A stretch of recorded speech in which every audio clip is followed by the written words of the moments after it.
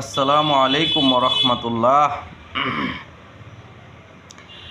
আমি একটা গুরুত্বপূর্ণ আমল আজকে বলবো, যেটা আমি নিজে অনেক প্রমাণ পেয়েছি এবং আপনারাও আমল করে দেখতে পারেন ইনশাআল্লাহ। এটার সুফল দেখতে পাবেন। সেটা হলো, প্রচণ্ড রাগ উঠে গেলে আউযু বিল্লাহি মিনাশ শাইতানির রাজিম পাঠ করলে ওই রাগটা কমে যায়।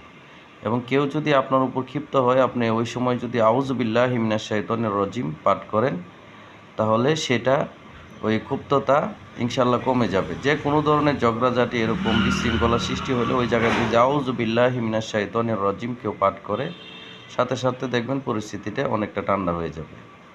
মানে এই কালামটার মধ্যে, এই আউযু বিল্লাহি মিনাশ শাইতানির রাজিমের মধ্যে এই পাওয়ারটা আমি পেয়েছি এবং আমল করে আমি পরীক্ষিত হয়েছে, তাই এটা আমি শেয়ার করলাম। এটা আপনারা আমলটা করে দেখতে পারেন।